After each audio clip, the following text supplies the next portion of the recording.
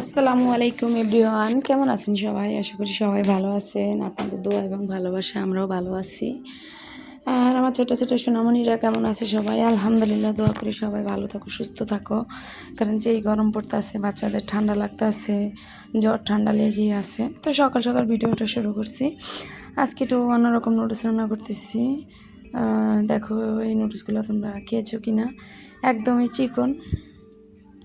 তো 5 মিনিট 11 সেকেন্ডের video, please তোমরা কেউ স্কিপ করবা না। তো সকালেই নুডলসটা রান্না করে তারপর আবার দুপুরে রান্নাটাও বসিয়ে দিলাম। আমি এই কচুটা, এটাকে বলে আমাদের ভোলাতে পঞ্চমুখী। তোমরা চিনো কিনা অবশ্যই বলবা, কে কী নামে জানো অবশ্যই কমেন্টসে জানাবা। আর আমাদের এখানে ইলিশ মাছ তোমার মেঘনা ইলিশ। তো আমি এটা দেখো কেটে নিচ্ছি কীভাবে, নিজে কেটে নিচ্ছি।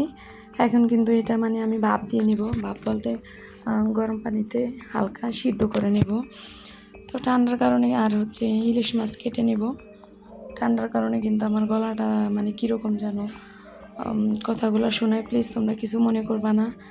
আর আমি গ্রামের বাসায় আসছি, এর কারণে কিন্তু কোনো ভালো করে ভিডিও আপলোড দিতে পারি না, কারো ভিডিও দেখতে পারি না, তারপর লাইভ করতে পারি না, কারো লাইভে যুক্ত হতে পারি না। প্লিজ তোমরা কেউ আমাকে ভুলে যেও না। আর এই যে দেখো, এই পঞ্চমুখী ওগুলো আমি ভালো করে সিদ্ধ করে নিচ্ছি। তারপরে কিন্তু ভালো করে সিদ্ধ করার পরে আমি ধুয়ে নেব খুব সুন্দর করে, একদম পিছলা পিছলা সিদ্ধ করার পরে আমি ভালো করে ধুয়ে নেব। তো ভিডিওর এই পর্যন্ত যারা আমার সাথে আসছো, প্লিজ একটা লাইক দিয়ে দিবা। আর যারা নতুন আসো, নতুন নতুন আমার বন্ধুরা আমার ভিডিওগুলো দেখো, প্লিজ আমার চ্যানেলটি সাবস্ক্রাইব করে আমার পাশেই থাকো। যেহেতু গ্রামের বাসা, পাশে থেকে অনেক ব্যাড সাউন্ড, বাচ্চাদের আওয়াজ, শব্দ, কথা আসে, প্লিজ আপনারা একটু স্কিপ করবেন ওটাকে। এখন এই যে আমি ইলিশ মাছটা কেটে নিচ্ছি। তো প্রথমে এই যে পেঁয়াজ রসুন বাটা, তেল দিয়ে দিলাম, পেঁয়াজ রসুন বাটা দিয়ে দিচ্ছি। এখন মশলাগুলো ভালোভাবে ভেজে নিব। তারপরে একটু পানি দিব। আমার পেঁয়াজ রসুনটা তেলের ভিতরে ভালো করে ভেজে নিব। আর জানালা দিয়ে রোদের আলো আসছে কি সুন্দর, তাই যে এখন পানিটা দিয়ে দিচ্ছি, কারণ পেঁয়াজ রসুনটা পুড়ে যাচ্ছে তাই। তো তারপরে এটা যখন বলক আসবে, তখন আমি লবণ, হলুদের গুঁড়া, মরিচের গুঁড়া এর সাথে অ্যাড করব। প্লিজ তোমরা, আমি কখনো খাইনি, আজকেই ফার্স্ট টাইম কাটলাম এবং নিজেই রান্না করলাম। আসলে খুবই মজা হয়েছে। কিন্তু আমি ইনশাল্লাহ আমি আবারও ঢাকা যখন যাব, তখন কিন্তু আমি আবারও খাওয়ার চেষ্টা করব। আর এখন জিরা বাটা আর আদা বাটাটা দিয়ে দিলাম। মশলাটা কিন্তু আমার ভালোভাবে কষানো হয়ে গেছে। এবার আবারও কিছু পানি অ্যাড করতেছি মাছটা ভালোভাবে কষানোর জন্য, যেহেতু কাঁচা মাছ আর মাছটা খুব তাজা।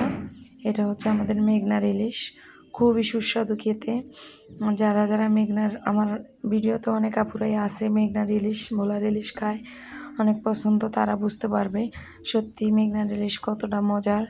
এই যে দেখো, আমি ভালোভাবে মাছটা কষিয়ে কিন্তু উঠিয়ে রাখবো। তারপরে ওই যে দেখো, আমি কচু, এটা পঞ্চমুখী বলে, ওটাকে খুব ভালোভাবে ধুয়ে পানি ঝরার জন্য রেখে দিছি। দেখো একদম মশলা থেকে তেল ছেড়ে দিচ্ছে। এখন আমি হালকা কিছু পানি দিয়েছি। এখন কিন্তু আমি মাছটা উঠিয়ে ফেলবো, আর এই পানির ভিতরে কিন্তু ভালোভাবে কষিয়ে নিব। তো আবারও বলতেছি, প্লিজ তোমরা ভিডিও যারা শুরু করবা, একটা লাইক দিয়ে দিবা। আমি জানি তোমরা আমার ঠকাইবে না, কারণ তোমরা নিজেদের যেহেতু ইউটিউব চ্যানেল আছে, তাই তোমরা আশা করবা আমার পাশে যদি তোমরা থাকো, তোমাদের পাশে তো ইনশাল্লাহ আমি থাকবো। তো যারা ইউটিউব চ্যানেল আছে, ইউটিউব প্ল্যাটফর্মে যারা কাজ করে, তারা কখনোই কারো ভিডিওতে আসলে লাইক করতে একদমই ভুলে যায় না। তাই আমি আশা রাখতেছি তোমরাও প্লিজ ভুলে যেও না। আমার ভিডিওটি দেখার শুরুতে একটা লাইক দিয়ে ভিডিওটি একদম পুরোপুরি ফুল ওয়াচ করে দেবে, যাতে আমার একটু উপকার হয়। আর আমিও চেষ্টা করব কারো অন্তত উপকার যদি করতে না পারি, ক্ষতি কখনোই করব না। চেষ্টা করব সময় নিয়ে সবাই ভিডিওগুলো দেখার, আর ভিডিও দেখে একটা সুন্দর গঠনমূলক কমেন্ট করে দেওয়ার। তো দেখো, আমি মাছগুলো একে একে তুলে নিতেছি। মাছগুলো তোলা হয়ে গেলে তারপরে আমি এবার পঞ্চমুখীটি খুব ভালোভাবে কষিয়ে নিব।